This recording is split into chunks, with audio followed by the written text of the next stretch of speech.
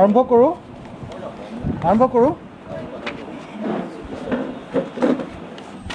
হৈ যাব পটককৈ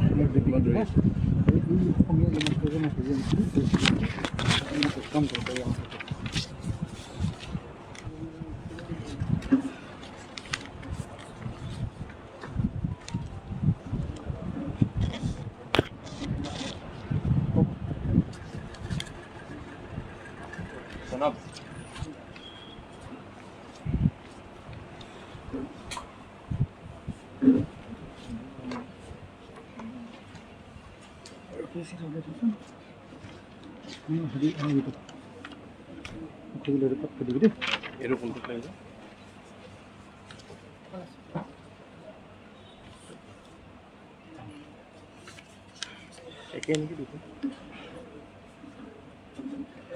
শ্ৰদ্ধেয় সংবাদকৰ্মীসকল, আজি ৰাইজৰ দলৰ কাৰ্যালয়ত আমি প্ৰথমবাৰৰ বাবে মই বিধায়ক হিচাপে জয়ী হোৱাৰ পাছত, জেলৰ পৰা ওলাই অহাৰ পাছত আনুষ্ঠানিক প্ৰেছ মিট আয়োজন কৰিছোঁ। আপোনালোকে সকলোৱে ৰাইজৰ দলৰ নেতৃবৰ্গক চিনি পায়, গতিকে মই চিনাকি কৰি নিদিওঁ। এতিয়া পোনপটীয়াকৈ মই ৰাইজৰ দলৰ সভাপতি হিচাপে দলটোৰ হৈ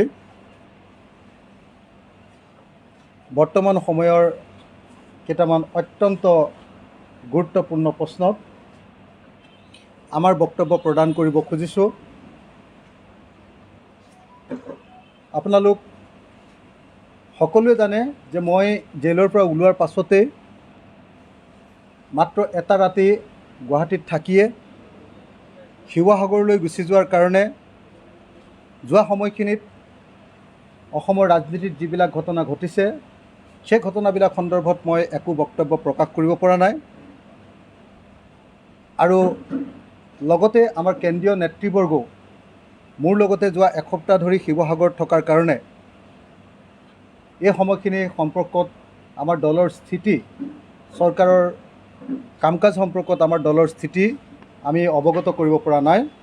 সেইকাৰণে আজি এই সংবাদমেলৰ জৰিয়তে আমি চৰকাৰৰ বিভিন্ন কাম কাজ সম্পৰ্কে আৰু বৰ্তমানৰ সময়ৰ ৰাজনৈতিক অৱস্থান সন্দৰ্ভত আমাৰ বক্তব্য প্ৰকাশ কৰিব খুজিছোঁ। প্ৰথমতে আটাইতকৈ বিতৰ্কিত বিষয়টোকে আৰম্ভ কৰিছোঁ। মুখ্যমন্ত্ৰী ডক্টৰ হিমন্ত বিশ্ব শৰ্মা ডাঙৰীয়াই ঘোষণা কৰিছে যে MLA বিলাকৰ কাম, বিধায়কসকলৰ কাম কেৱল বিধানসভালৈ আহিব আৰু যাব, তাৰ বাহিৰে তেওঁলোকৰ কোনো এক্সিকিউটিভ বা কাৰ্যপালিকাৰ কোনো ভূমিকা বিধায়কবিলাকৰ নাথাকিব। সেইকাৰণে এই মুহূৰ্তত আমি তেখেতৰ এই বক্তব্য সন্দৰ্ভত আমাৰ দলৰ যি স্থিতি আছে সেই স্থিতি অৱগত কৰিব খুজিছোঁ। আপোনালোক সকলোৱে জানে যে ভাৰতবৰ্ষৰ সংবিধানৰ 7ম অনুসূচীৰ 246 নম্বৰ অনুচ্ছেদৰ অসম বিধানসভাৰ বা ৰাজ্যবিলাকৰ বিধানসভাৰ ক্ষমতা আৰু কাৰ্যাৱলী সম্পৰ্কে আলোচনা কৰা হৈছে।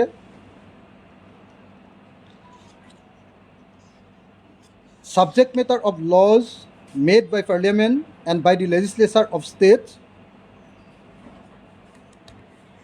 Article 246ত এইখিনি কথা কোৱা হৈছে। ভাৰতবৰ্ষৰ সংবিধানত এজন বিধায়কৰ কাৰ্যক্ষমতা সম্পৰ্কে, তেওঁৰ কাম কাজ সম্পৰ্কে কোনো কথা লিপিবদ্ধ কৰা হোৱা নাই যদিও আমি দেখিবলৈ পাইছোঁ যে বিভিন্ন সময়ত বিভিন্নবিলাক আলোচনাত বিধায়কৰ দায়িত্ব আৰু কৰ্তব্য আৰু ক্ষমতা সম্পৰ্কে সংসদতো আলোচনা হৈছে, বা ন্যায়ালয়ৰ মজিয়াটো আলোচনা হৈছে। আমি এই সম্পৰ্কে বক্তব্য দাঙি ধৰাৰ আগতে মুখ্যমন্ত্ৰীয়ে বিধায়ক সম্পৰ্কত কি কৈছিলে এই সম্পৰ্কত দুটা বা তিনিটা বক্তব্য প্ৰকাশ কৰি ল'ব খুজিছোঁ। মুখ্যমন্ত্ৰীয়ে কৈছে যে বিধায়কৰ একমাত্ৰ কাম কেৱল বিধান ৰচনা কৰাত, আইন প্ৰণয়ন কৰাত, অৰ্থাৎ বিধানসভাতে তেওঁৰ কাম আছে। গতিকে এজন বিধায়কে বিধানসভালৈ যাব আৰু বিধানসভালৈ আহিব, তাৰ বাহিৰে বিধায়কজনৰ অন্য কোনো কাম নাই বুলি তেওঁ ক'ব খুজিছে। তেওঁ কৈছে যে বিধায়কজনে ডিচিক কোনো নিৰ্দেশ দিব নোৱাৰে, বিধায়কজনে এছপিক কোনো কথা ক'ব নোৱাৰে, বিধায়কজনে এছডিচি বা এছডিঅ'ক কোনো ধৰণৰ নিৰ্দেশ দিব নোৱাৰে বা কামৰ কোনো খতিয়ান ল'ব নোৱাৰে। সেইবিলাক কেৱল মুখ্যমন্ত্ৰী আৰু মন্ত্ৰীসকলেহে কৰিব বুলি কোৱা হৈছে। মুখ্যমন্ত্ৰী আৰু মন্ত্ৰীৰ বাহিৰে সেই কাম অন্য কোনেও কৰিব নোৱাৰিব বুলি কৈছে। এই সন্দৰ্ভত আমাৰ স্পষ্ট বক্তব্য হ'ল যে এজন বিধায়কৰ চাৰিটা ক্ষমতা থাকে। এক নম্বৰ ক্ষমতাটো হ'ল লেজিছলেটিভ পাৱাৰ। ইতিমধ্যে মুখ্যমন্ত্ৰীয়ে বিধানসভাত বিধায়কজনৰ কি কাম সেই সন্দৰ্ভত প্ৰকাশ কৰিছে। মুখ্যমন্ত্ৰীয়ে কৈছে যে বিধায়কৰ কথা কেৱল স্পীকাৰে শুনিব, তেওঁলোকৰ বোলে কোনো কাম নাই। অৰ্থাৎ মুখ্যমন্ত্ৰী বা মন্ত্ৰীসকলৰ বিধায়কৰ লগত অন্য কোনো কথা নাই। কিন্তু বিধায়কৰ মূল কাম চাৰিটা। এটা হ'ল লেজিছলেটিভ পাৱাৰ, এটা হ'ল ফাইনেন্সিয়েল পাৱাৰ, এটা হ'ল এক্সিকিউটিভ পাৱাৰ আৰু এটা হ'ল ইলেক্টৰেল পাৱাৰ। এই যি এক্সিকিউটিভ পাৱাৰ বা কাৰ্যপালিকাৰ যি ক্ষমতা, সেই কাৰ্যপালিকাৰ ক্ষমতাটো কি? The legislative assembly holds absolute না, মই ফাইনেন্সিয়েল পাৱাৰটো নকওঁ, executive power. The members of legislative assembly in each state exercise certain executive powers. They control the activities and action taken by the Chief Minister and the Council of Ministers. In other words, the ruling government is answerable to the Legislative Assembly for all its decisions. অতি স্পষ্ট ভাষাত এজন বিধায়কৰ কাম কেৱল আইন প্ৰণয়নত নহয়, তেওঁৰ এক্সিকিউটিভ বা কাৰ্যপালিকাৰ ক্ষমতা আছে আৰু সেই কাৰ্যপালিকাৰ ক্ষমতাত মুখ্যমন্ত্ৰী আৰু মন্ত্ৰীসকলে যি কাম কাজ কৰে, সেই কাম কাজ আৰু যি একশ্যন লয়, সেই একশ্যনৰ কণ্ট্ৰল কৰিব পাৰে বিধায়কসকলে, নিয়ন্ত্ৰণ কৰে বিধায়কসকলে। এই কথাটো অতি স্পষ্ট ভাষাত বিভিন্ন আইনৰ লগত জড়িত মানুহবিলাকে এই সম্পৰ্কে কৈ থৈছে। এই সম্পৰ্কত মই প্ৰথমতে বেছি দীঘলীয়া নকৰি কেৱল এটা মাত্ৰ সুপ্ৰিম কোৰ্টৰ জাজমেণ্টৰ কথা ক'ব খুজিছোঁ। সুপ্ৰিম কোৰ্টৰ জাজমেণ্টটোৰ নাম হ'ল Lokprahari versus state of UP 2017-1 SCC 244। অৰ্থাৎ সুপ্ৰিম কোৰ্ট কেছবিলাকৰ যিটো ৱেবছাইট থাকে, তাৰ 2017 চনৰ প্ৰথমটো ভলিউমৰ 244 নম্বৰ পৃষ্ঠাত এই জাজমেণ্টটো সংৰক্ষিত হৈ আছে। এই জাজমেণ্টটোৰ নাম Lokprahari versus state of UP। তাৰ মই মাত্ৰ দুটা বাক্য পঢ়ি দিম। তাত কৈছে, elected representative have a vital role in democracy. They have an intrinsic connection with their constituencies and have a legitimate role to discharge in meeting of development needs of their constituencies. Supreme কোৰ্টে কৈছে, মই বেছি দীঘলীয়া আৰু নকৰোঁ, যে এজন নিৰ্বাচিত বিধায়কৰ গণতন্ত্ৰত এটা ব্যাপক ভূমিকা আছে। They have an intrinsic connection with their constituencies. তেওঁলোকৰ যি সমষ্টি, সেই সমষ্টিৰ লগত তেওঁলোকৰ এটা এৰাব নোৱাৰা সম্পৰ্ক আছে।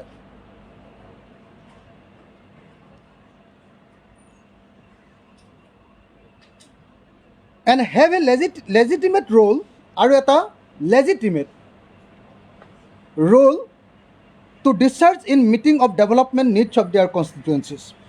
আৰু সমষ্টিটোৰ উন্নয়নৰ ক্ষেত্ৰত যি ডেলিভাৰ কৰিব লাগে, যি ডিচাৰ্জ কৰিব লাগে, তাৰ ক্ষেত্ৰত বিধায়কজনৰ এটা অত্যন্ত গুৰুত্বপূৰ্ণ ভূমিকা আছে। গতিকে মই ভাবোঁ যে সুপ্ৰিম কোৰ্টৰ এই জাজমেণ্টটো মই উল্লেখ কৰি দিয়াৰ পাছত নিশ্চয় এই সন্দৰ্ভত আৰু একো কথা কোৱাৰ প্ৰয়োজন নাই। ভাৰতৰ সংবিধানৰ 7ম অনুসূচীৰ অনুচ্ছেদ নম্বৰ 246 থকা যিমানবিলাক কাম কাজ আছে, ষ্টেট লিষ্ট আৰু ইউনিয়ন লিষ্টৰ 7ম অনুসূচীৰ ৰাজ্যিক অনুসূচী আৰু সমৱৰ্তী সূচীৰ যিবিলাক বিষয় আছে, সেই আটাইবিলাক বিষয়ৰ ওপৰতে এজন বিধায়কৰ আৰু বিধানসভাৰ সম্পূৰ্ণ ক্ষমতা আছে। গতিকে অসমৰ মুখ্যমন্ত্ৰীয়ে বিধায়কজনৰ দায়িত্ব কমাবলৈ গৈ, বিধায়কসকলৰ দায়িত্ব কমাবলৈ গৈ তেওঁ প্ৰতিষ্ঠিত আইনৰ বিৰুদ্ধে কৈছে, প্ৰতিষ্ঠিত সুপ্ৰিম কোৰ্টৰ ৰায়ৰ বিৰুদ্ধে গৈছে, আৰু প্ৰতিষ্ঠিত সকলোবিলাক পৰম্পৰাৰ বিৰুদ্ধে গৈছে। আৰু সেইকাৰণে মুখ্যমন্ত্ৰীক আমি প্ৰত্যাহ্বান জনাইছোঁ যে মুখ্যমন্ত্ৰীয়ে যি কথা কৈছিলে যে তেওঁ আইনৰ মতে কথা কৈছে, আইনত লিখি থোৱাৰ বাবে তেওঁ কৈছে যে বিধায়কজনৰ অন্য কোনো কাৰ্যপালিকাৰ কোনো ক্ষমতা নাই। মই মুখ্যমন্ত্ৰীক প্ৰত্যাহ্বান জনাইছোঁ যে তেখেতে সেই আইনখনৰ নাম ক'ব লাগে, কোন পৃষ্ঠাত সেই কথাখিনি লিখা আছে, কোন ছেকশ্যনত সেই কথাখিনি লিখা আছে, তাৰ সম্পূৰ্ণ উত্তৰ দিয়াৰ ব্যৱস্থা কৰিব লাগে। যদি তেওঁ সেই আইনৰ নাম ক'ব নোৱাৰে, যদি তেওঁ সেই আইনৰ দফাটো আমাৰ সন্মুখত গাই দিব নোৱাৰে, তেতিয়াহ'লে তেওঁ ৰাজহুৱাকৈ ক্ষমা খুজিব লাগে বিধায়কসকলক অপমান কৰিব খোজাৰ কাৰণে। আৰু মই অসম বিধানসভাৰ সকলো বিধায়কক আহ্বান জনাইছোঁ যে অসম বিধানসভাৰ সকলো বিধায়কে মুখ্যমন্ত্ৰীৰ এই বক্তব্যৰ বিৰোধিতা কৰিব লাগে। মই অসম বিধানসভাত এই বিষয়টো উত্থাপন কৰিম, সুযোগ পালে এই বিষয়টো উত্থাপন কৰি মুখ্যমন্ত্ৰীৰ পৰা এই বিষয়ত কৈফিয়ত তলব কৰিবৰ কাৰণে আমি চেষ্টা কৰিম।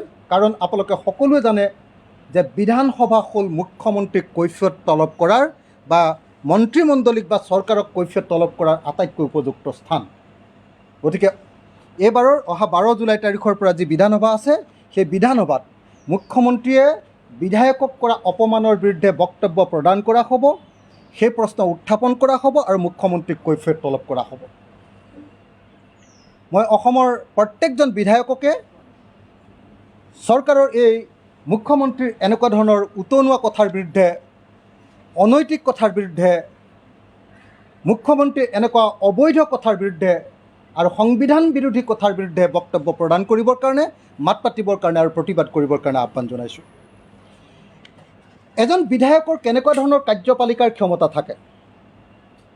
মই যে শিৱসাগৰলৈ গৈছোঁ, শিৱসাগৰলৈ যোৱাৰ লগে লগে ইলেক্ট্ৰিচিটি ডিপাৰ্টমেণ্টৰ সকলো বিষয়া, জিলাখনৰ সকলো বিষয়া মোৰ ওচৰলৈ আহিছে আৰু আহি কৈছে যে আপুনি আমাৰ সমষ্টিৰ যে ইলেক্ট্ৰিচিটি বৰ্ড আছে, আজিকালি APDCL বুলি কয়, তাৰ মই চেয়াৰমেন হ'ব লাগে। কাৰণ আইনমতে মই APDCLৰ চেয়াৰমেন হোৱাটো নিয়ম। এজন বিধায়কে এখন জিলাৰ কি কাৰ্যপালিকাৰ কি সমিতিত থাকে? 1 নম্বৰ ভূমি উপদেষ্টা সমিতিত বিধায়কজন সদস্য, 2 নম্বৰ খাদ্য আৰু অসামৰিক যোগান বিভাগৰ নিৰীক্ষণ সমিতিৰ বিধায়কজন সদস্য, বিদ্যুৎ বিভাগৰ উপসংমণ্ডল তদাৰক সমিতিৰ বিধায়কজন সভাপতি, সমাজ কল্যাণ বিভাগৰ ICDS উপদেষ্টা সমিতিৰ বিধায়কজন সভাপতি, গাঁও পঞ্চায়ত আৰু আঞ্চলিক পঞ্চায়ত ভিত্তিক তদাৰকী সমিতিৰ বিধায়কজন হয় সভাপতি, স্থানীয় চিকিৎসালয় পৰিচালনা সমিতিত বিধায়কজন হয় সভাপতি, নহয় সদস্য। মই আপোনালোকক 6খন কমিটিৰ নাম ক'লোঁ। মোৰ সমষ্টিৰ 6খন কমিটিৰ এতিয়া মই হয় সভাপতি, নহ'লে সদস্য। মই সভাপতি হোৱাৰ পাছত তেতিয়াহ'লে সভাপতিজনে কাম বন একো নকৰি, কোনো ক্ষমতা প্ৰয়োগ নকৰি, মই তেতিয়াহ'লে থন মদন গোপাল হৈ বহি থাকিব লাগিব মুখ্যমন্ত্ৰী কোৱাৰ অনুসৰি। মই তেতিয়াহ'লে DC ৰ লগত একো কথা পাতিব নালাগিব। এতিয়া মই শিৱসাগৰলৈ যেতিয়াই গৈছোঁ লগে লগে ডিচিক মই অনুৰোধ কৰিছোঁ যে মোক জিলাখনৰ সকলো ডিষ্ট্ৰিক্ট অফিচাৰবিলাকৰ লগত মিটিঙত বহুৱাই দিব লাগে। লগে লগে উপায়ুক্তই সেই সম্পৰ্কীয় সভা আয়োজন কৰিছে। সকলো বিভাগৰ মুৰব্বীসকল তালৈ আহিছে। তাত কাম কাজৰ পৰ্যালোচনা কৰা হৈছে। ভৱিষ্যতৰ কাম কাজ কি হ'ব সেই সম্পৰ্কে তেওঁলোকক আঙুলিয়াই দিয়া হৈছে আৰু প্ৰত্যেকটো ডিপাৰ্টমেণ্টত এটা এটা ভিজনেৰী এখন মেপ তৈয়াৰ কৰিবৰ কাৰণে তেওঁলোকক নিৰ্দেশ প্ৰদান কৰা হৈছে। যদি মোৰ এই ক্ষমতা নায়েই তেতিয়াহ'লে উপায়ুক্ত মহোদয়ে মোক কেনেকৈ এখন সভা আয়োজন কৰি দিলে?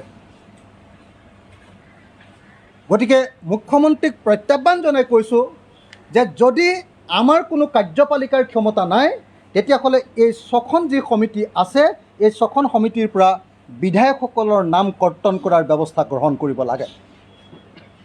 ইয়াতকৈ আৰু বেছি কথা মই ক'ব খোজা নাই। গতিকে অনতিবিলম্বে মুখ্যমন্ত্ৰীক এই সন্দৰ্ভত ক্ষমা খুজিবৰ কাৰণে মই দাবী উত্থাপন কৰিছোঁ। অতি সোনকালে তেওঁ ক্ষমা খোজক। আৰু এটা কথা দেই, অসম চৰকাৰে এটা অত্যন্ত বেআইনী কাম কৰিছে। অসম চৰকাৰে প্ৰত্যেকখন জিলাত এজন অভিভাৱক মন্ত্ৰী দিছে। অভিভাৱক মন্ত্ৰী থাকিব লাগে বুলি সংবিধানৰ ক'ত লিখা আছে? সেই অনুচ্ছেদটোৰ নাম মুখ্যমন্ত্ৰীয়ে আমাক জনাব লাগে। কোনখন আইনৰ কোন অনুচ্ছেদত বা কোন ছেকশ্যনত অভিভাৱক মন্ত্ৰী থাকিব লাগে বুলি ব্যৱস্থা আছে সেই কথা আমাক মুখ্যমন্ত্ৰীয়ে জনাব লাগে। অভিভাৱক মন্ত্ৰী দিয়াৰ কামটো সম্পূৰ্ণৰূপে বেআইনী, গণতন্ত্ৰৰ পৰিপন্থী আৰু অভিভাৱক মন্ত্ৰী দি আমি ভাবিছিলোঁ যে উন্নয়ন ত্বৰান্বিত কৰিবলৈ দিয়া হৈছে। এতিয়া মুখ্যমন্ত্ৰীৰ কথা মতে আমি গম পালোঁ যে অভিভাৱক মন্ত্ৰীবিলাকে জিলা চলাব আৰু বিধায়কবিলাকৰ কোনো ভূমিকা নাথাকিব। তাৰমানে বিধায়কৰ ভূমিকা কৰ্তন কৰিবৰ কাৰণে, গণতন্ত্ৰ সংকোচন কৰিবৰ কাৰণে আৰু গণতন্ত্ৰক বিপদত পেলাবৰ কাৰণে আৰু গণতান্ত্ৰিক কাৰ্যকলাপ নাইকিয়া কৰি স্বৈৰতন্ত্ৰ বা একনায়কত্ববাদী শাসন প্ৰতিষ্ঠা কৰিবৰ কাৰণেহে অভিভাৱক মন্ত্ৰীবিলাকক দিয়া হৈছে। গতিকে অনতি বিলম্বে অভিভাৱক মন্ত্ৰীৰ দায়িত্ব আৰু ক্ষমতা কি এই সন্দৰ্ভত মুখ্যমন্ত্ৰী আমাক জনাব লাগে। আৰু যদি সেই কথাটো নজনায় অনতি বিলম্বে অভিভাৱক মন্ত্ৰীসকলৰ নাম কৰ্তন কৰি আমাৰ বিধায়কবিলাকক ক্ষমতা হস্তক্ষেপ নকৰিবৰ কাৰণে মই মুখ্যমন্ত্ৰীক সকীয়াই দিছোঁ। এতিয়া দ্বিতীয় বিষয়টো হ'ল মুখ্যমন্ত্ৰীজনে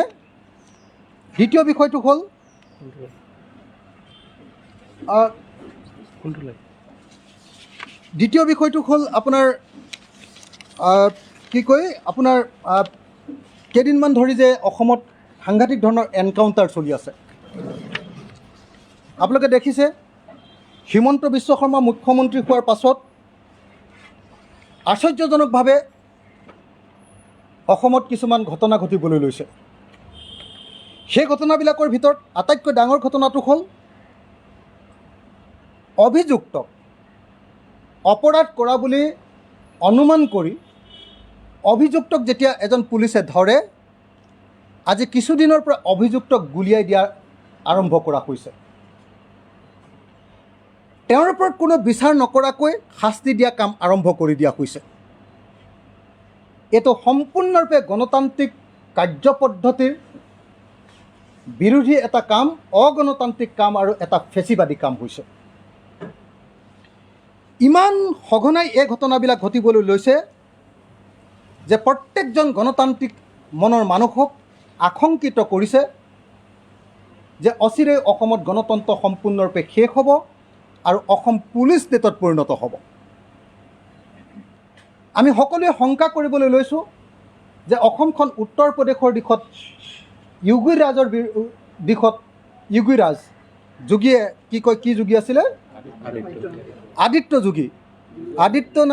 যোগী আদিত্যনাথৰ যি শাসন, তাত লগে লগে অভিযুক্ত এজনক গুলিয়াই দিয়া হয়। কমিউনেল ফ'ৰ্চেছবিলাকৰ জৰিয়তে বিভিন্ন ধৰণৰ কাম কৰা হয়।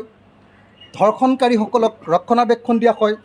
আমি ইয়াত দেখিবলৈ পাইছোঁ যে মুখ্যমন্ত্ৰীয়ে OC-সকলৰ সন্মিলনত, এখন থানাৰ OC-বিলাকৰ সন্মিলনত অপৰাধীক বা অভিযুক্তক গুলিয়াই দিব লাগে বুলি তেওঁ পৰিচিত কৰা আমি দেখিবলৈ পাইছোঁ। এয়া নতুন ৰূপৰ ফেচিবাদৰ উকমুকনি নহয়নে?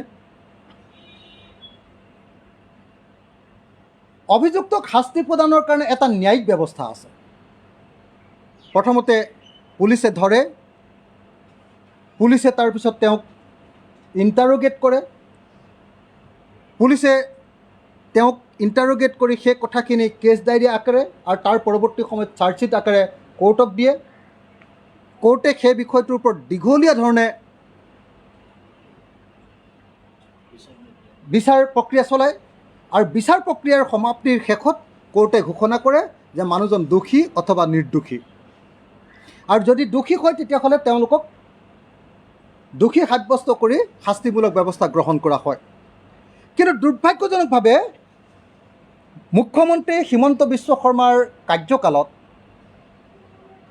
অভিযুক্ত বুলি ধৰিবলৈ গৈয়ে এতিয়া পুলিচে লগে লগে অভিযুক্তসকলক গুলিয়াই দিছে। এই ঘটনাটোৱে সমগ্ৰ ভাৰতৰ, সমগ্ৰ পৃথিৱীৰ, সমগ্ৰ অসমৰ গণতান্ত্ৰিক মহলক সচকিত কৰি তুলিছে। আমি অভিযুক্তক ৰেহাই দিবলৈ কোনো পধ্যে কোৱা নাই।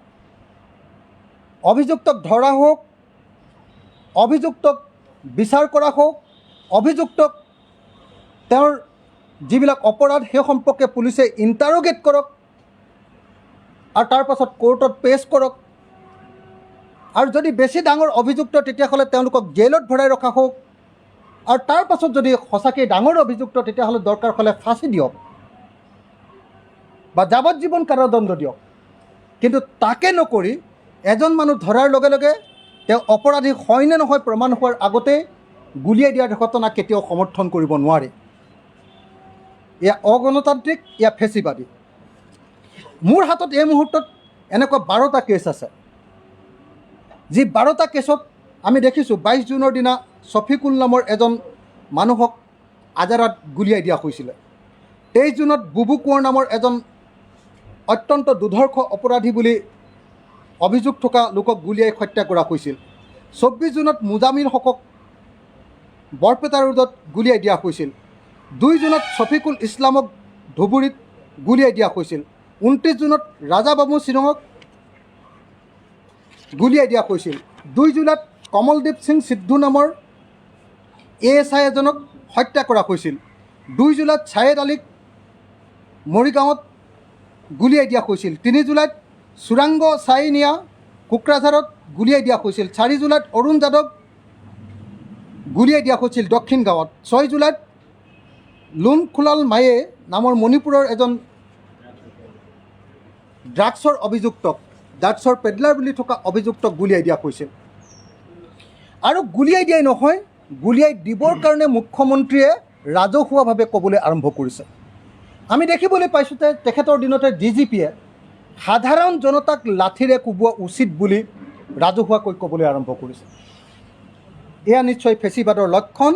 আৰু মই অসমৰ সকলো গণতান্ত্ৰিক ৰাইজক BJP RSS চৰকাৰৰ এই অগণতান্ত্ৰিক, এই ফেচিবাদী কাম কাজৰ বিৰুদ্ধে প্ৰতিবাদ সাব্যস্ত কৰিবৰ কাৰণে আৰু জনমত গঠন কৰি এই জঘন্য অপৰাধৰ বিৰুদ্ধে মাত পাতিবৰ কাৰণে মই সকলোকে আহ্বান জনাইছোঁ। এতিয়া 3 নম্বৰটো হ'ল অসমীয়া জাতিৰ ইতিহাসৰ বিকৃতকৰণ।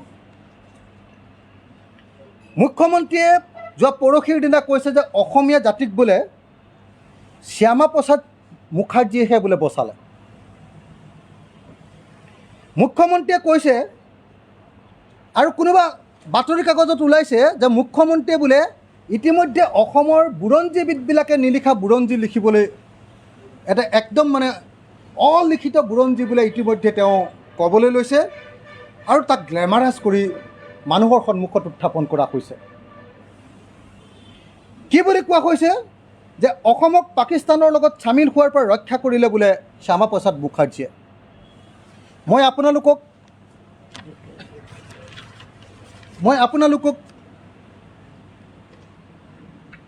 এখন political history of Assam volume 3 publication board of আছামৰ পলিটিকেল হিষ্ট্ৰী অফ আছাম, অসমীয়া জাতিৰ ৰাজনৈতিক বুৰঞ্জী, এইখনেই আটাইতকৈ অথেণ্টিক পলিটিকেল হিষ্ট্ৰী। তাতে এই যিটো আপোনাৰ গ্ৰুপিঙৰ কথাটো, কেবিনেট মিছনৰ সময়ত যি গ্ৰুপিঙৰ কথাটো, সেই গ্ৰুপিঙৰ কথাটো 346, 347,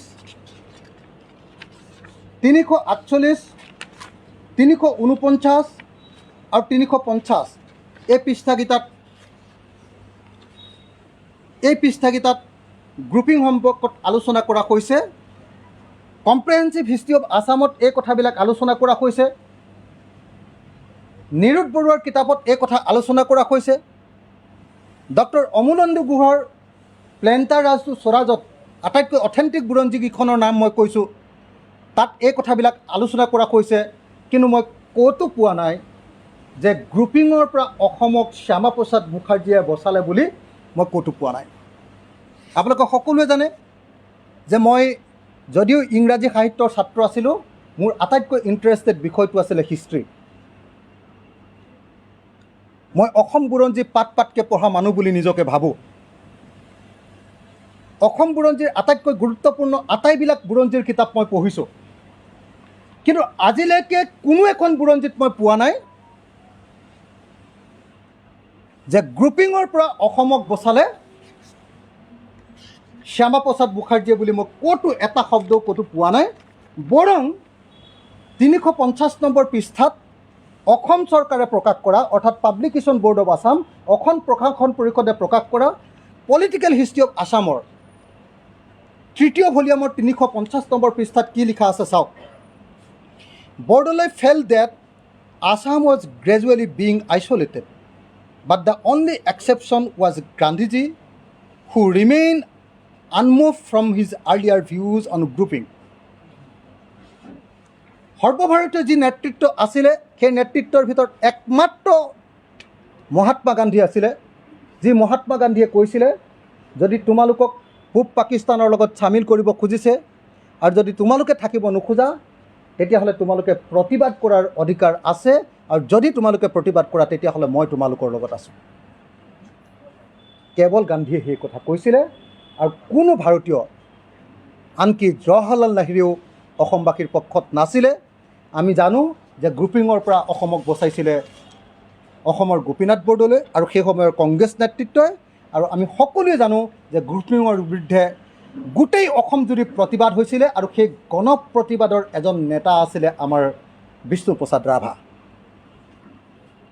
আমি কেতিয়াও শ্যামাপ্ৰসাদ মুখাৰ্জীয়ে অসমক পাকিস্তানৰ পৰা বচালে, পাকিস্তানত সোমোৱাৰ পৰা বচালে বুলি, পূব পাকিস্তান তাৰ পৰা বচালে বুলি আমি কেতিয়াও শুনা নাছিলোঁ। নতুনকৈ ইতিহাস তৈয়াৰ কৰিব খোজা হৈছে অসমত, পুৰণি প্ৰকৃত ইতিহাস মচিব খোজা হৈছে, এক সাম্প্ৰদায়িক, ধৰ্মীয় আৰু ফেচিবাদী ইতিহাস তৈয়াৰ কৰিব খোজা হৈছে।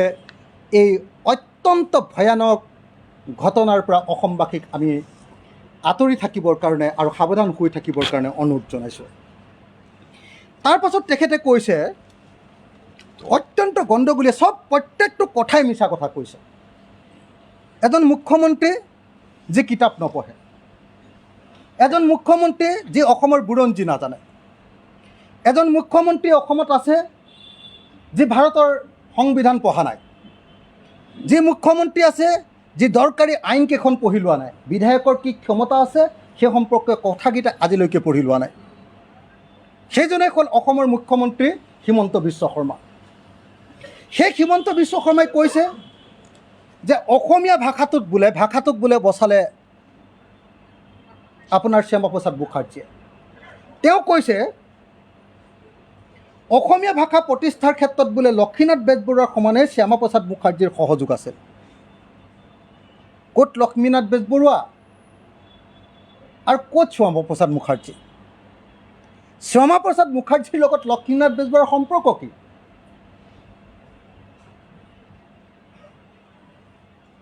আমি সকলোৱে জানো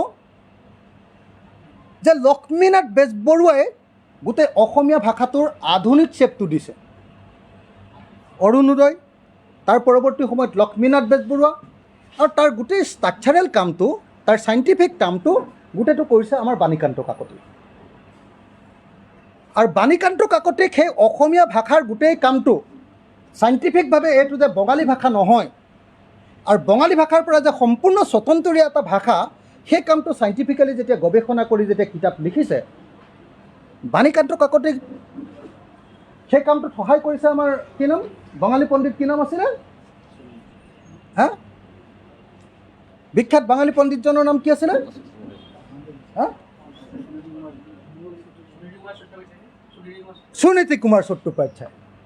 সুনীতি কুমাৰ চট্টোপাধ্যায় আমি সহায় কৰা দেখিছোঁ। কিন্তু ক'ত শ্যামাপ্ৰসাদ মুখাৰ্জী আহিলে, ক'ৰ পৰা আহি গ'ল এইটো নাম? আমি সকলোৱে জানো যে শ্যামাপ্ৰসাদ মুখাৰ্জী এজন হিন্দুত্ববাদী নেতা আছিলে। সেই হিন্দুত্ববাদী নেতাজনে কেতিয়া অসমীয়া ভাষা বচালে? একো কথা নজনাকৈ, একো কথা নপঢ়াকৈ, একো কথা অধ্যয়ন নকৰাকৈ আনৰ পৰা শুনি, তাকো বিকৃতভাৱে কোনোবা অশিক্ষিত মানুহৰ পৰা, অৰ্ধশিক্ষিত মানুহৰ পৰা শুনি এজন নিৰক্ষৰ নিচিনা মুখ্যমন্ত্ৰী, মইতো নিৰক্ষৰ বুলি ক'ম, ইলিটাৰেট বুলি ক'ম, ইলিটাৰেটৰ নিচিনা কথা ক'বলৈ আৰম্ভ কৰিছে আৰু সম্পূৰ্ণ অসমীয়া জাতি আৰু অসমৰ ৰাজনীতি আৰু অসমৰ সমাজ জীৱনক যেন তেওঁ অপমান কৰিবলৈ উঠি পৰি লাগিছে। আৰু নজনা কথাটো ইমান কনফিডেণ্টলি কৈ দিয়ে মুখ্যমন্ত্ৰীজনে।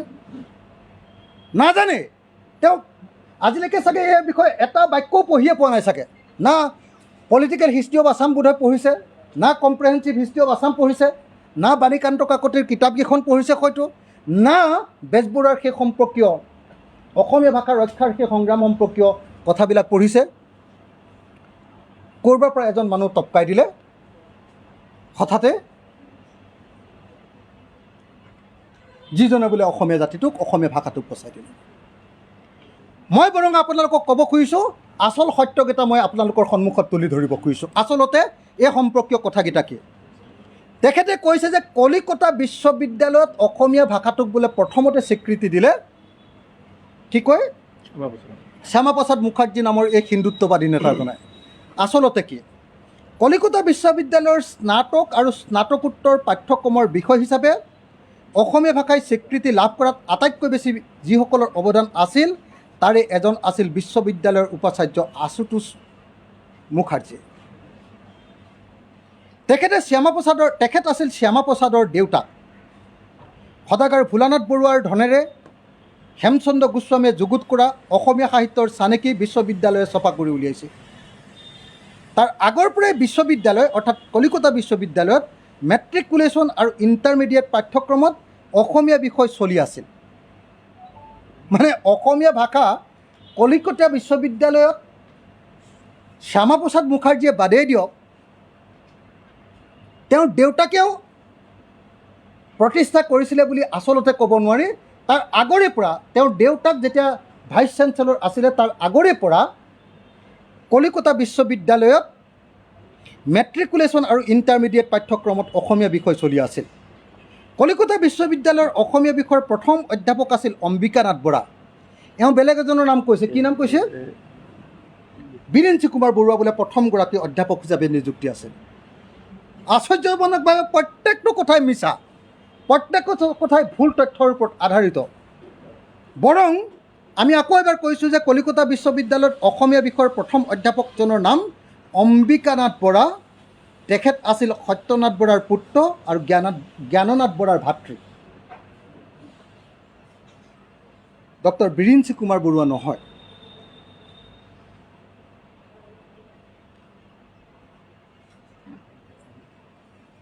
R.C. দত্ত, R.C. ৰজনী, আপোনাৰ R.C. দত্তক আপোনালোকে সকলোৱে নিশ্চয় জানে। R.C. দত্ত বিখ্যাত হিষ্টৰিয়ান, তেওঁৰ দ্বিতীয় জীয়ৰীক বলিনাৰায়ণ বৰাই বিয়া পাতিছিল। শ্যামাপ্ৰসাদ মুখাৰ্জী কলিকতা বিশ্ববিদ্যালয়ৰ উপাচাৰ্য আছিল 1934 আৰু 38 চনতহে। 1934-38 চনত নহয়, তাৰ আগৰে পৰা, বহুদিনৰ আগৰে পৰা তাক কলিকতা বিশ্ববিদ্যালয়ত অসমীয়া ভাষাৰ প্ৰচলন আছিল। অসমীয়া স্নাতকোত্তৰ মহলত পঢ়োৱা হৈছিল তাৰ 20-22 বছৰৰ আগৰ পৰা। মেট্ৰিকুলেশ্যনৰ বিষয় হিচাপে স্বীকৃতি পাইছিল 1905 চনত।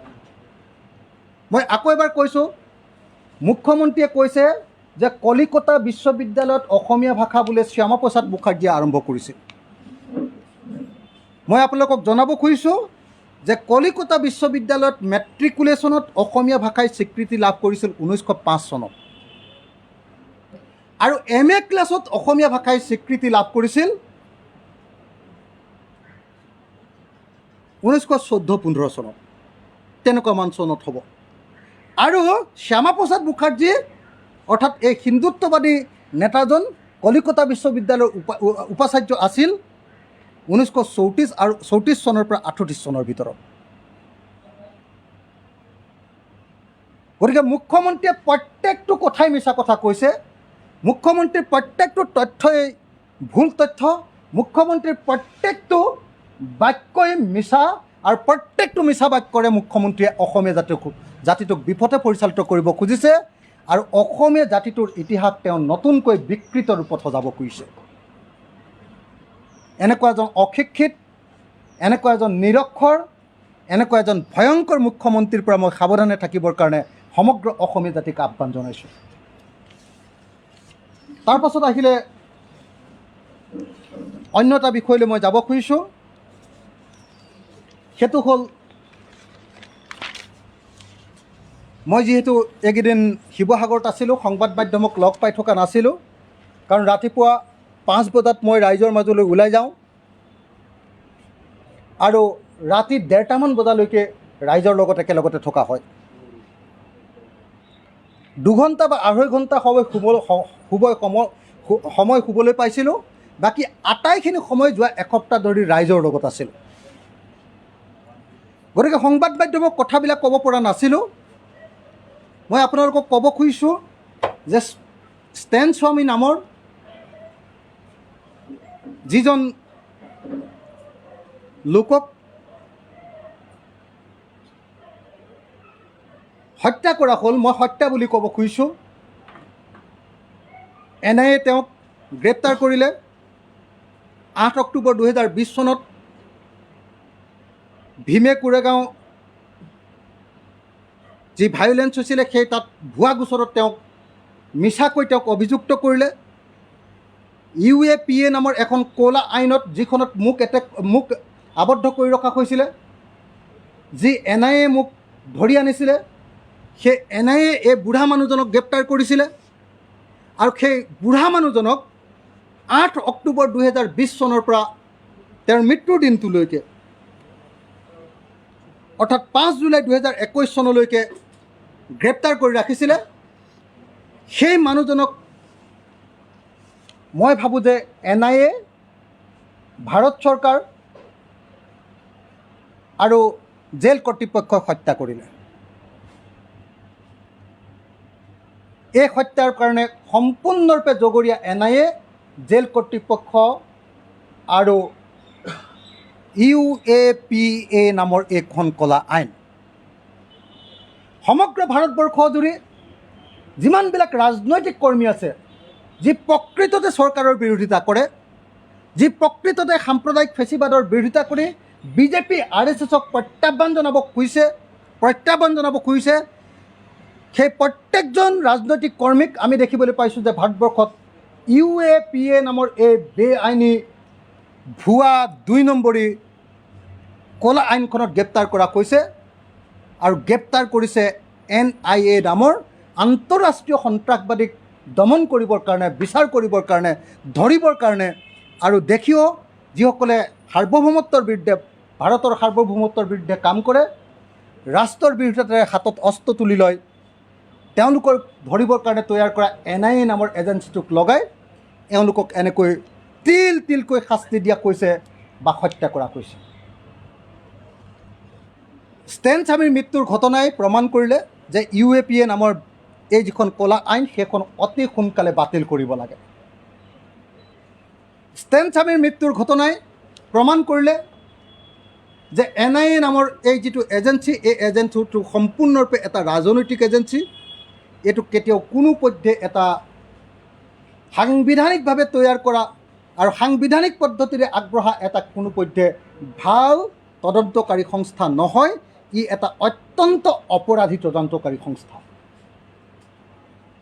গতিকে NIA যাতে কোনো পধ্যে কোনো ৰাজনৈতিক কৰ্মীক গ্ৰেপ্তাৰ কৰিব নোৱাৰে তাৰ কাৰণে সমগ্ৰ ভাৰতবৰ্ষজুৰি আমি মাত মতা দৰকাৰ। মই আপোনালোকক জনাব খুজিছোঁ যে আমাৰ ৰাইজৰ দল আৰু মই নিজে সমগ্ৰ ভাৰতবৰ্ষৰ যিমানবিলাক আন্দোলনকাৰী গোট আছে সকলো আন্দোলনকাৰী সংগঠনৰ লগত লগ লাগি ক'লা আইন UAPOৰ বিৰুদ্ধে আমি প্ৰতিবাদ গঢ়ি তুলিম আৰু সমগ্ৰ ভাৰতবৰ্ষজুৰি NIAক ৰাজনৈতিক কৰ্মীসকলক গ্ৰেপ্তাৰৰ বিৰুদ্ধে গ্ৰেপ্তাৰ কৰা কাৰ্যক বেআইনী বুলি প্ৰচাৰ কৰিবৰ কাৰণে আমি সমগ্ৰ ভাৰতবৰ্ষজুৰি প্ৰতিবাদ গঢ়ি তুলিম। এইখিনি কথা ক'লোঁ। এতিয়া আমি আহিব খুজিছোঁ সৰু সৰু দুটামান কথা। মেট্ৰিক পৰীক্ষা আৰু হায়াৰ ছেকেণ্ডেৰী পৰীক্ষাৰ ৰিজাল্ট মুখ্যমন্ত্ৰীয়ে কৈছে যে পৰীক্ষা নিদিয়াকৈ যি মাৰ্কশ্বিট দিয়া হ'ব, বেলেগ এটা পদ্ধতিৰে যি মাৰ্কশ্বিটখন দিয়া হ'ব, সেই মাৰ্কশ্বিটখনে কেতিয়াও টেটৰ নিচিনা চাকৰি লাভ কৰিব নোৱাৰিব। এইটো সম্পূৰ্ণৰূপে অবৈধ, অনৈতিক আৰু বেআইনী। পৰীক্ষাৰ্থীসকল পৰীক্ষা দিবৰ কাৰণে সাজু আছিলে। পৰীক্ষা পাতিব পৰা নাই চৰকাৰে, পৰীক্ষা পতা নাই চৰকাৰে। চৰকাৰে নিৰ্বাচন পাতিছে কিন্তু পৰীক্ষা পতা নাই। চৰকাৰে শিক্ষাৰ্থীৰ ভৱিষ্যত অন্ধকাৰ কৰিছে চৰকাৰে। আৰু এতিয়া সমস্ত দায়িত্ব জাপি দিব খুজিছে পৰীক্ষাৰ্থীসকলৰ ওপৰত। গতিকে এই কাম সম্পূৰ্ণৰূপে বেআইনী আৰু আমি চৰকাৰক দাবী উত্থাপন কৰিছোঁ যে যিখন মাৰ্কশ্বিট দিয়া হ'ব সেই মাৰ্কশ্বিটখন পৰীক্ষা দিলে যিখন মাৰ্কশ্বিট হ'লহেঁতেন সম পৰ্যায়ৰ হ'ব লাগিব। আগৰ মাৰ্কশ্বিটতকৈ কোনো পধ্যে বেলেগ মাৰ্কশ্বিট হ'ব নোৱাৰিব। এই দাবী আমি উত্থাপন কৰিলোঁ আৰু কোনো পধ্যে যাতে ছাত্ৰ ছাত্ৰীৰ ভৱিষ্যতক লৈ হেতালি খেলা নহয় তাৰ কাৰণে আমি চৰকাৰক সকীয়াই দিলোঁ। তাৰ পাছত আৰু এটা পেজ আছিলে, গুৱাহাটী বিশ্ববিদ্যালয়ত ৰাজ্যপালে অৰ্থাৎ উপাচাৰ্যই তাৰ টেম্পৰেৰী শিক্ষকসকলক, কণ্টেকচুৱেল শিক্ষকসকলক ইতিমধ্যে খেদি দিলে আৰু খেদি দিয়াৰ পাছত যেতিয়া প্ৰতিবাদ হ'ল আৰু উপাচাৰ্যই যেতিয়া ক'লে যে নহয় কোনো পধ্যে কেতিয়াও এখেতসকলক খেদি দিয়াৰ পাছত খেদি দিলে আমি কেতিয়াও বিভাগ চলাব নোৱাৰোঁ,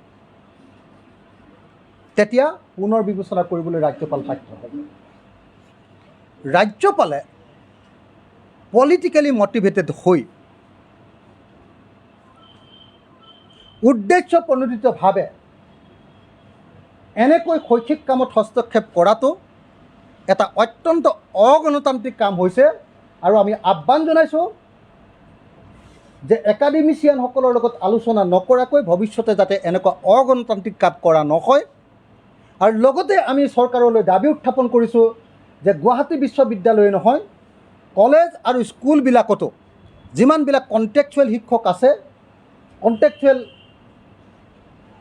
টিচাৰ আছে, প্ৰফেচাৰ আছে বা লেকচাৰাৰ আছে, সকলোকে নিয়মীয়া কৰিবৰ কাৰণে আৰু তেওঁলোকৰ চাকৰি স্থায়ী কৰিবৰ কাৰণে আমি দাবী উত্থাপন কৰিলোঁ। আমি আকৌ এবাৰ ক'ব খুজিছোঁ শিৱসাগৰৰ কথা, শেষ কথাখিনি আপোনালোকক জনাব খুজিছোঁ যে শিৱসাগৰখনক আমি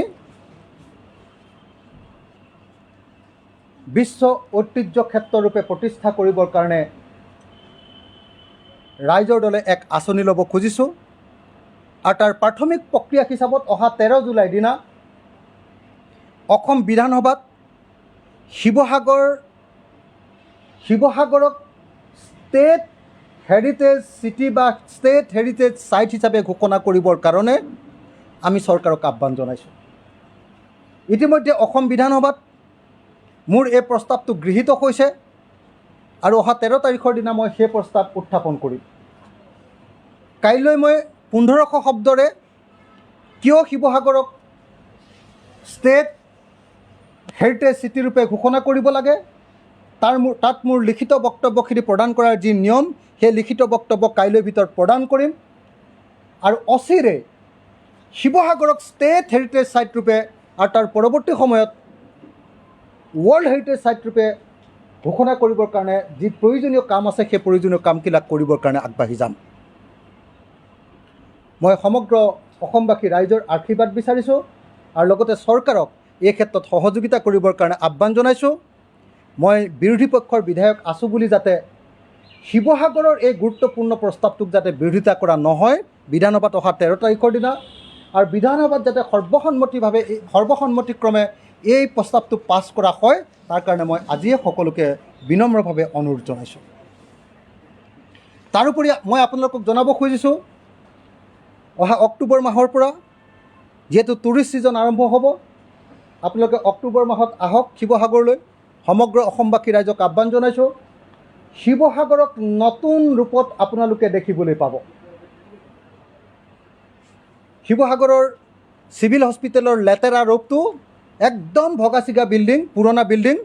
চৰকাৰক আহ্বান জনাইছোঁ যে তাত এটা নতুন বিল্ডিং দিব লাগে, নতুন গৃহ নিৰ্মাণ কৰিব লাগে। কিন্তু এতিয়া থকা ঘৰবিলাক আৰু তাৰ বাথৰুমকে ধৰি গোটেই পৰিৱেশটো যি ধৰণে লেতেৰা পেতেৰা হৈছে, অহা 15 দিনৰ ভিতৰত চিভিল হস্পিটেলখন সম্পূৰ্ণ চাফ চিকুণ কৰা হ'ব। ইতিমধ্যে কাম চলি আছে আৰু হস্পিটেলৰ ছুপাৰিণ্টেণ্ডেণ্টৰ লগত কথা পাতি আমি সেইখিনি কাম আৰম্ভ কৰিছোঁ।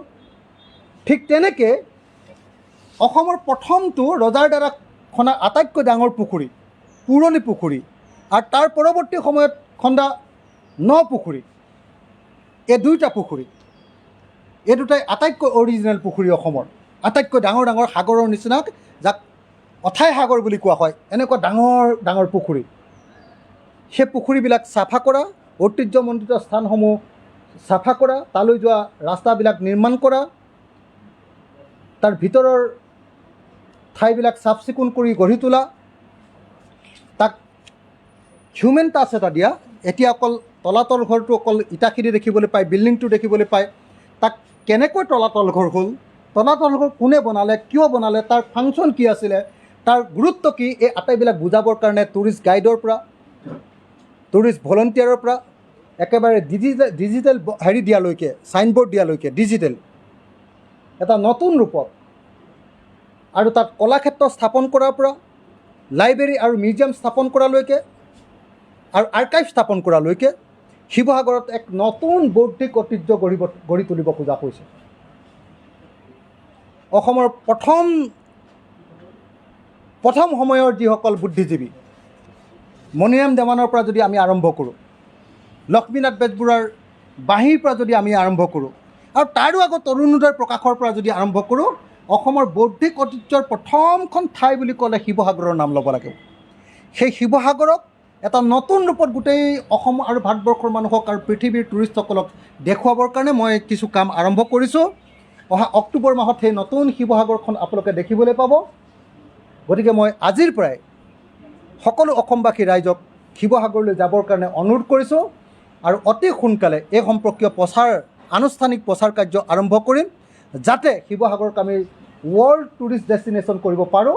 মই সকলো ৰাইজকে শিৱসাগৰৰ এই নতুন ৰূপটো পৰিদৰ্শন কৰিবৰ কাৰণে আহ্বান জনাই মই মোৰ বক্তব্য সামৰণি মাৰিছোঁ। যদি আপোনালোকৰ কিবা কথা ক'বলগীয়া আছে আপোনালোকে সুধিব পাৰে, নহ'লে আমাৰ আনসকলে বক্তব্য প্ৰদান কৰিব।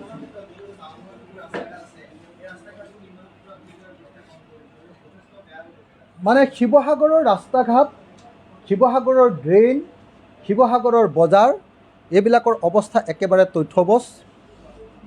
ইতিমধ্যে অসম চৰকাৰক এইবিলাক নিৰ্মাণ কৰিবৰ কাৰণে অনুৰোধ কৰা হৈছে, কিন্তু শিৱসাগৰৰ কাৰণে 100 কোটি টকাৰ এটা পেকেজ বহুদিনৰ আগত ঘোষণা কৰা হৈছিলে। সেই পেকেজ চৰকাৰৰ পৰা উলিয়াই নিবৰ কাৰণে যথোপযুক্ত ব্যৱস্থা গ্ৰহণ কৰা হৈছে। তাৰ কাৰণে ডিচিৰ লগত সকলো ডিপাৰ্টমেণ্টৰ মিটিং সেইদিনা অনুষ্ঠিত কৰা হৈছে, আৰু অচিৰেই প্ৰয়োজনীয় পুঁজি পোৱাৰ লগে লগে শিৱসাগৰত বহল আহল ৰাস্তা পদূলি, পাৰ্কিং প্লেচ নিৰ্মাণ কৰা, ড্ৰেইনসমূহ নিৰ্মাণ কৰা, সকলোবিলাক ঐতিহাসিক স্থানলৈ যোৱা ৰাস্তাবিলাক নিৰ্মাণ কৰা, আপোনাৰ ট্ৰেফিক ছিগনেলবিলাক ঠিক কৰা, তাৰ পাছত আপোনাৰ ষ্ট্ৰীট লাইটবিলাক ঠিক কৰা, আৰু ঐতিহাসিক পাৰ্কবিলাক নিৰ্মাণ কৰা, মানে নতুন ৰূপৰ এখন শিৱসাগৰ গঢ়ি তুলিবৰ কাৰণে আমি কাৰ্যব্যৱস্থা গ্ৰহণ কৰিছোঁ। যদি চৰকাৰে বাধা নিদিয়ে, অখিল গগৈ নাম হ'ব বুলি ভাবিব পাৰে নহয়। সেইকাৰণে যদি হিমন্ত বিশ্ব শৰ্মাই বাধা নিদিয়ে, তেতিয়াহ'লে শিৱসাগৰবাসীয়ে এটা ঐতিহাসিক অভূতপূৰ্ব উন্নয়নৰ সন্মুখীন হ'ব, দেখিবলৈ পাব। মই এই কথা প্ৰতিশ্ৰুতি দিছোঁ। হয়,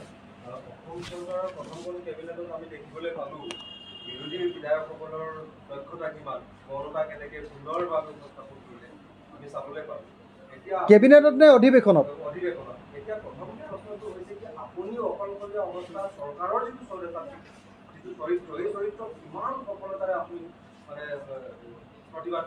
চাওক, মই প্ৰথম প্ৰশ্নটো দিছোঁ বিধানসভাত। এইবাৰ বিধানসভাত প্ৰথম 4 দিনৰ কাৰণে 5 দিনৰ কাৰণে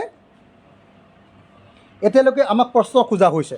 5 দিনৰ কাৰণে, প্ৰথম 5 দিনৰ কাৰণে 12, 13, 14, 15, 16 5 দিনৰ কাৰণে মই 20টা প্ৰশ্ন দিছোঁ। ইমান প্ৰশ্ন বোধহয় কোনেও নিদিয়ে, তথাপি মই 5 দিনৰ কাৰণে 20টা প্ৰশ্ন দিছোঁ। আৰু প্ৰথম প্ৰশ্নটো মই সুধিছোঁ কাৰ ওপৰত? মুখ্যমন্ত্ৰীৰ লগত ফেচ টু ফেচ। মই ষ্টাৰ কুৱেশ্যন বিচাৰিছোঁ, অৰ্থাৎ ষ্টাৰ কুৱেশ্যন বিচাৰিলে মই প্ৰশ্নটো মুখেৰে উত্থাপন কৰিম আৰু মুখ্যমন্ত্ৰীয়ে প্ৰশ্নটোৰ মুখেৰে উত্তৰ দিব লাগিব। মই সুধিছোঁ যে কা আন্দোলনত অসমত কিমানটা গুলীচালনাৰ ঘটনা, কিমানটা লাঠিচালনাৰ ঘটনা, কিমানটা কন্দুৱা গেছ প্ৰয়োগৰ ঘটনা ঘটিলে, কিমান আঘাতপ্ৰাপ্ত হ'ল, কিমান গুলি খালে, কিমান গুলি খাই মৰিলে, আৰু গুলি খাই মৃত্যু হোৱা আৰু আঘাতপ্ৰাপ্তসকলক কিমান ক্ষতিপূৰণ দিয়া হৈছে,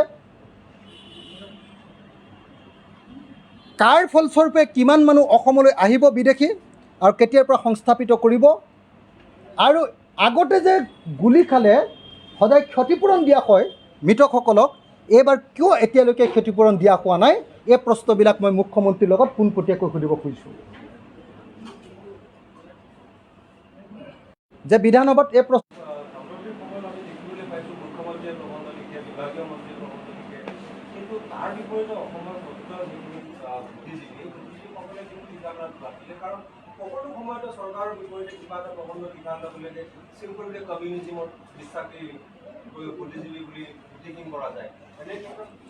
হয়, আপুনি ঠিক কথা কৈছে যে অসমত এতিয়া গণতন্ত্ৰ নাই।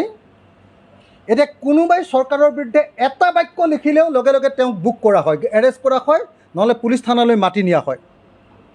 গতিকে গণতন্ত্ৰক অসমত হত্যা কৰা হৈছে। তাৰ বিপৰীতে RSS আৰু বিজেপিৰ মানুহবিলাকে, মুখ্যমন্ত্ৰী আৰু মন্ত্ৰীবিলাকে মিছা মিছা কথাৰে কিছুমান প্ৰবন্ধ পাতি লিখাটো আমি দেখিবলৈ পাইছোঁ। যেনেকৈ শ্যামা প্ৰসাদ মুখাৰ্জী সম্পৰ্কে মিছা কথা কৈছে, যেনেকৈ ইমাৰ্জেঞ্চি সম্পৰ্কে মিছা কথা কৈছে। এই আটাইবিলাক কথা আমি দেখিবলৈ পাইছোঁ। গতিকে মই অতি স্পষ্ট ভাষাত কৈছোঁ যে অসমত পুনৰ গণতন্ত্ৰ প্ৰতিষ্ঠা কৰিবৰ কাৰণে আৰু গণতান্ত্ৰিকভাৱে প্ৰতিবাদ কৰা আৰু কথা কোৱা মানুহৰ বিৰুদ্ধে যাতে কোনো ব্যৱস্থা ল'ব নোৱাৰে, তাৰ কাৰণে বিধানসভাত প্ৰশ্ন উত্থাপন কৰা হ'ব, আৰু তাৰ কাৰণে সকলো ধৰণৰ বিধানসভাত যিমান যি কৰিব লাগে সকলোবিলাক কৰা হ'ব।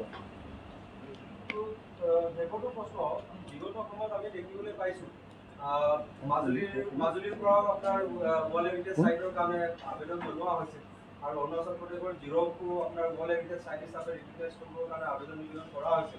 কিন্তু ইউনেস্কোৰ এটা ফিডবেক আছিলে যে মাজুলীয়ে হওক বা জিৰ'ই হওক, মানে যিটো পূৰ্বৰ যিটো ক্লাছিকেল লেণ্ডস্কেপ, যিটো ট্ৰেডিশ্যনেল লেণ্ডস্কেপ, এইখিনি আধুনিকতাৰ পৰশত কৰি সম্পূৰ্ণৰূপে ধ্বংস হৈছে। তো আজিৰ শিৱসাগৰখন ৱৰ্ল্ড হেৰিটেজ চাইটৰ কাৰণে, হয়তো ষ্টেট হেৰিটেজ চাইটৰ কাৰণে স্বীকৃতিটো পাবও পাৰে, এইটো চৰকাৰৰ সদিচ্ছাৰ ওপৰত নিৰ্ভৰ কৰিব। কিন্তু ইউনেস্কোৰ যিখিনি গাইডলাইন, এই গাইডলাইনটো ইমানেই ষ্ট্ৰং যে এইটো হয়। মই দেখিছোঁ যে ভাৰতবৰ্ষত এতিয়ালৈকে 3টামান ঠাইত ৱৰ্ল্ড হেৰিটেজ চাইট ঘোষণা কৰা হৈছে। গুজৰাটৰ আহমেদাবাদ চহৰক, ৰাজস্থানৰ ৰাজধানী জয়পুৰ, আৰু হাম্পি নামৰ ঠাই কৰ্ণাটকৰ হাম্পিক। তাত মানে যিবিলাক ট্ৰেডিশ্যন আৰু হেৰিটেজ সেইবিলাক একেবাৰে আৰ্টিফিচিয়েল হেৰি কৰা হোৱা নাই। কিন্তু আমাৰ ইয়াত ধৰক শিৱদৌলৰ ভিতৰত আকৌ আপোনাৰ টাইলছ লগাই দিয়া হৈছে। যদি শিৱদৌলৰ ভিতৰত যদি টাইলছ লগাই দিয়ে, তেতিয়াহ'লে তাক সি হেৰিটেজ হৈ নাথাকিব আৰু ঠিক তেনেকৈ মাজুলীক আমাৰ যিটো অৰিজিনেল ৰূপ সেইটোক ৰাখিবৰ কাৰণে আৰু সেইটোক ৰাখি লৈ হেৰিটেজ চাইট তৈয়াৰ কৰিবৰ কাৰণে যিবিলাক আমাৰ একাডেমিক কাম কৰিব লাগে ৰিচাৰ্চ কাম কৰিব লাগে সেইবিলাক এতিয়ালৈকে প্ৰফেচনেলি হোৱা নাই যি কাৰণত ৱৰ্ল্ড হেৰিটেজ চাইট ৰূপে মাজুলী বা জিঅ' আচলতে ঘোষণা হোৱাটো এই মুহূৰ্তত বোধহয় সম্ভৱ নহয় গতিকে শিৱসাগৰত যাতে এইবিলাক হ'ব নোৱাৰে তাৰ কাৰণে মই প্ৰথমতে ষ্টেট হেৰিটেজ চাইট তাৰপিছত ভাৰতৰ আইকনিক চাইট আৰু তাৰ পৰৱৰ্তী সময়ত ৱৰ্ল্ড হেৰিটেজ চাইট ক্ৰমে ক্ৰমে যাব খুজিছোঁ আৰু তাৰ প্ৰথম ফাউণ্ডেশ্যনটো শিৱসাগৰত মই আৰম্ভ কৰিব খুজিছোঁ আৰু কিবা প্ৰশ্ন অসমৰ গৰিষ্ঠ সংখ্যক আপোনাৰ দল সমৰ্থনে দাবী কৰিছে যে এই চৰকাৰে যিটো মেট্ৰিক আৰু হায়াৰ ছেকেণ্ডেৰী যিটো মাৰ্কশ্বিট সেইটো চাকৰি আৰু একাডেমিক দুয়োটা ক্ষেত্ৰত ইতিমধ্যে মই সেইটো ক'লোৱে সেইটো বিষয়ে ক'লোঁ সেইটোৱে এতিয়া কথাটো হৈছে যে কোনো কিন্তু দাবী জনোৱা যায় যে পৰীক্ষা পাতিবই লাগিব তাৰমানে এতিয়া না মই ভাবোঁ যে পৰীক্ষা পাতিবই লাগিব মানে যদি চৰকাৰে কয় যে ক'ভিডৰ কাৰণে পৰীক্ষা পাতিব নোৱাৰি আৰু আমি যদি পৰীক্ষা পাতিবই লাগিব বুলি কওঁ তেতিয়াহ'লে আমাক মানে ফাঁচিয়ে দি দিব যে ই আচলতে ক'ভিড বিয়পাব খুজিছে বুলি ক'ব মুখ্যমন্ত্ৰীয়ে হাজাৰ হাজাৰ মানুহক লৈ মিটিং কৰিলে সেইটো কোনো অপৰাধ নহয় মোক যদি কোনোবা মানুহে গাড়ীটো এখন গামোচা পিন্ধায় তেতিয়াহ'লে সেইটো অপৰাধ পৰিস্থিতিটো এতিয়া এনেকুৱাতো গতিকে আমি পৰীক্ষা পাতিবই লাগিব বুলি ডিমাণ্ড কৰিব নোৱাৰোঁ কিন্তু CBSEত যেনেকৈ কৈছে যে যদি কোনোবাই এতিয়াৰ মাৰ্কশ্বিটখনক লৈ সন্তুষ্ট নহয় কোনোবাই যদি স্পেচিয়েল পৰীক্ষাত বহিব খোজে তেতিয়াহ'লে অসম চৰকাৰেও তেনেকুৱা কৰিব লাগে যে যদি বৰ্তমানৰ মাৰ্কশ্বিটখনক লৈ কোনোবা সন্তুষ্ট নহয় অসম চৰকাৰেও বা অসমৰ মাধ্যমিক শিক্ষা বোৰ্ড বা আমাৰ কি কয় কাউন্সিলেও আচলতে তেনেকুৱা ধৰণৰ ছাত্ৰ ছাত্ৰীসকলক পৰীক্ষাৰ সুযোগ দিব লাগে আৰু প্ৰশ্ন আছে নেকি আমাৰ পিনৰ পৰা একো ক'বলগীয়া নাই ধন্যবাদ